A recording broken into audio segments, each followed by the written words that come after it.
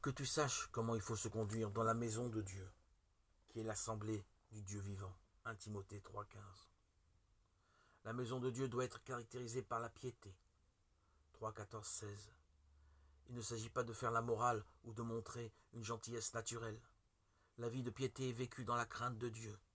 Elle le fait connaître. Le secret de cette vie est d'avoir devant nos âmes le modèle parfait de la piété manifestée en Christ. Si l'Assemblée, comme maison de Dieu vivant, était restée fidèle à ses principes, quelle merveilleuse manifestation de Dieu cela aurait été pour le monde. Il aurait vu des gens caractérisés par la sainteté, la dépendance de Dieu, la soumission à l'autorité, les bonnes œuvres et les soins du corps et de l'âme. Malheureusement, il est évident que ceux qui composent la maison de Dieu ont totalement échoué.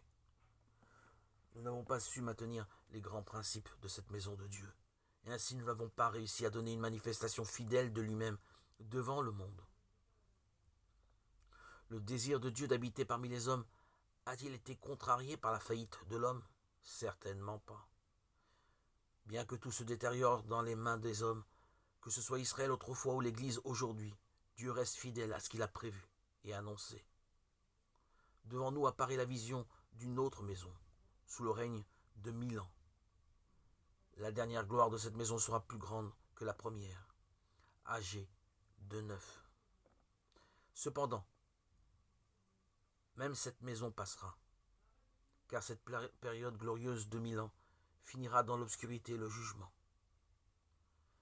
Et Dieu n'abandonnera pas ses plans. Devant nous se déploie un nouveau ciel et une nouvelle terre. Nous entendons une voix forte venant du ciel. Voici l'habitation de Dieu, et avec les hommes, il habitera avec eux. Apocalypse 21:1-3. Ce que Dieu s'est proposé à travers les âges sera enfin accompli et ne sera plus jamais troublé. Quels trésors sont cachés dans ce divin mystère que nous pourrons sonder durant l'éternité, dans le bonheur parfait de la maison du Père. Qu'à jamais notre Dieu, ton nom soit exalté.